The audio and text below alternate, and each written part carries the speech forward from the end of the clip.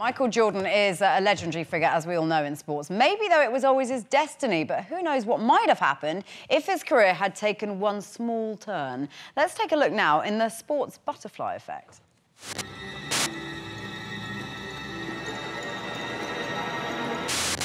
During the 1984 NBA draft, the Houston Rockets picked Hakeem Olajuwon #1 overall.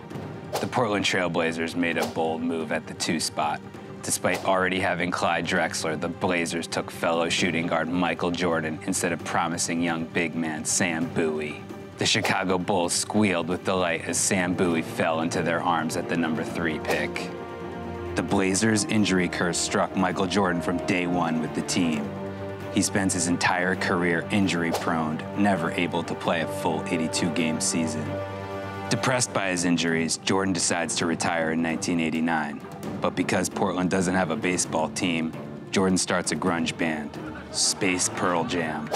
Sam Bowie becomes a basketball legend, leading the Chicago Bulls to 8 straight championships. Air Bowie grows into a billion-dollar global brand. Kids around the world emulate Bowie's signature pigeon-toe basketball stance, and braces become cool. After Bowie defeats Larry Bird in horse, McBowtie pasta becomes the best-selling fast food item on value menus worldwide. Bow ties become the hottest sartorial trend in the world, and Hollywood outcast Pee Wee Herman is given a second chance after his arrest for indecent exposure.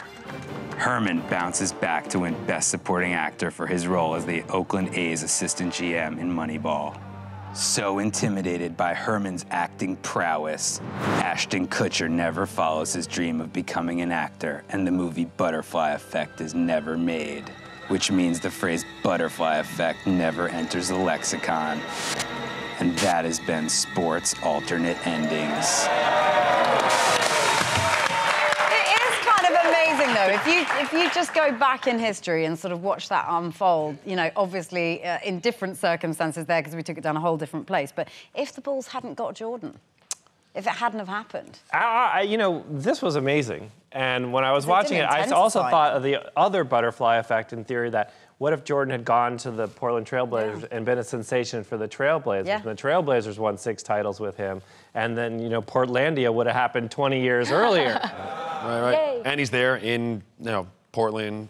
Beaverton's right up the road. You got Nike that's right. compound there. Nike connection. Yeah. I know there's a team surrounding him, but it's incredible what one player can do and the ripple effect that can have, isn't it? Yeah. You know, I'm always like, I'm not a GM, but if I drafted, I'm taking like the best talent on the board. Like I subscribe always, to that. No matter what you have existing, take the best player. I take the best player available. A funny thing about the conversation always about Bowie and Jordan is that no one ever disputes #1. Because Hakeem was Hall of Fame, unbelievable, perhaps the greatest low post player of all time. Right. So no one argues about 1. You know, interestingly, it's a 2-3 debate. Barkley, Charles Barkley, #5 in that draft. After Sam Perkins. I'm still so distracted by producer John Orphanitis' wooing voice and that voiceover. I'm like, who knew? Who knew? Now. But I didn't, you know, if Sam Bowie and Michael Jordan changing places was all that was necessary in order to not see Ashton Kutcher in the butterfly effect. Worth it. Worth it?